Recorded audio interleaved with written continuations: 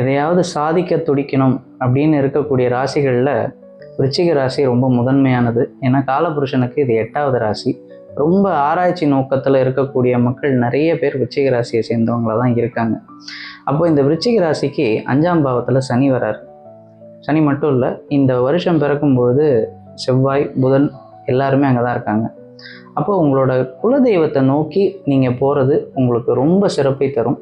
இது வரைக்கும் குலதெய்வத்துக்கு செய்யாமல் ஏதாவது விட்டிருந்தால் வருடத்துக்கு ஒரு தடவையாவது குறைந்தபட்சம் போயிட்டு வர்றது நல்லது. நீங்கள் எத்தனை தடவை வேணாலும் போகலாம், அதில் தப்பு இல்லை. போக முடியாதவங்க வருஷத்துக்கு ஒரு தடவையாவது போயிட்டு வாங்க. குலதெய்வம் கோயிலுக்கு செய்யாமல் வேறு எந்த தெய்வத்தாலையும் உங்களுக்கு எதுவும் செய்ய முடியாது. முதல்ல குலதெய்வம் கோயிலுக்கு என்ன செய்யணுமோ அதை செய்யுங்க.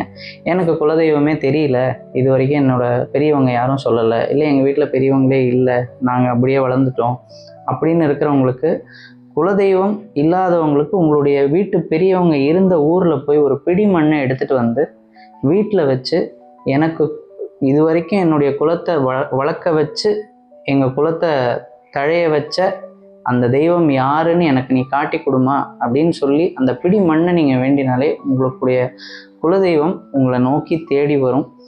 ஆனால் நீங்கள் ஒரு ஸ்டெப்பு கடவுளை நோக்கி வச்சாதான் கடவுள் உங்களை நோக்கி 100 ஸ்டெப் வைப்பார். அதனால் குலதெய்வத்தை நீங்கள் எப்போ கும்பிட்டாலும் அது உங்களுக்கு நன்மை தரும். இதை விட சிறந்த பரிகாரம் விருச்சிகத்துக்கு இந்த வருஷத்துக்கு எதுவும் இல்லை எனக்கு தெரிஞ்சு. வாழ்வியல் பரிகாரம் அப்படிங்கும்போது பூர்வ புண்ணியத்தில் 3 கிரகங்கள் செவ்வாய், புதன், சனி பகவான் அப்படிங்கும்போது இவங்க இந்த 3 சக்கர வாகனம் வச்சுருக்காங்க. 2 சக்கர வாகனம் ஊனமுற்றவர்களாக இருப்பாங்க. அவங்களுக்கு உதவி செய்கிறது ரொம்ப ரொம்ப சிறப்பான ஒரு விஷயமா இருக்குது. ஏன்னா செவ்வாய் போயிட்டு நீச்ச புதனோட சனி பகவானோட பகை பெற்று தான் அங்கே உட்கார்றாரு. ஸோ குருவோட இடமாக அங்கே உட்கார்றதுனால அதே போல் இவங்க என்ன செய்யலாம்னா, அந்த செவ்வாய் சனி சேர்க்கைக்கு என்ன செய்வோம், பில்டிங் கான்ட்ராக்ட் பண்ணுறோம். அப்போ இந்த வீடு கட்டக்கூடிய அந்த செங்கல்லாம் எடுத்து கஷ்டப்பட்டு மணல் அந்த சிமெண்ட் எல்லாம் கலந்து எல்லாம் செய்வாங்க. அந்த மாதிரி கூலி வேலை செய்யக்கூடியவங்களுக்கு, அன்றாட கூலி தானே அவங்களுக்கு, அந்த மாதிரி வேலை பில்டிங் வேலை செய்யக்கூடியவங்களுக்கு பெண்களாக இருந்தால் இன்னும் சிறப்பு.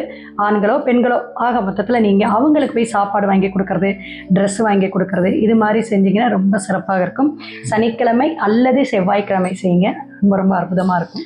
அதே மாதிரி இதே சேர்க்கை என்ன பண்ணும் அப்படின்னா, உங்களுடைய குழந்தைகள் விஷயத்தில் உங்களை ஏமாற வைக்கும். ஏன்னா புதன் சனி அப்படின்னு வரும்போது ஏமாற்றம் ஜாஸ்தி இருக்கும். அப்போது உங்கள் குழந்தைகள் விஷயத்தில் ஜாஸ்தி நீங்கள் டிசைட் பண்ணிக்காமல் உங்களுடைய மனைவியோ கணவரோ அவங்களையும் கலந்து ஆலோசித்து எந்த முடிவுக்கும் வர்றது நல்லது. நீங்கள் நேரடியாக நான் தலையிட்டு நான் என் குழந்தைய நான் கண்டிக்கிறேன் அப்படின்னு சொல்லும்பொழுது சில நேரம் அது உங்களுக்கே திருப்பி தவற முடியும். அதனால் அதை நீங்கள் சார் இப்போ நீங்கள் சொல்லும்போது எனக்கு ஒரு ஞாபகம் வருது. ஒரு 2 நாள் முன்னாடிங்க அவங்க சிதம்பரம் ஒரு பொண்ணு இப்போ 3 எக்ஸாம் தான் எழுதியிருக்கு.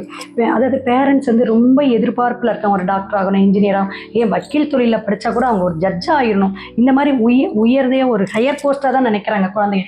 அப்போ அந்த குழந்தைங்க என்ன பண்ணாங்க, 3 எக்ஸாமில் 3வது எக்ஸாம் கொஞ்சம் டஃப்புங்க. என்ன பேசுனாங்கன்னு தெரியல, அதுக்குள்ளே சூசைட் பண்ணிட்டாங்க.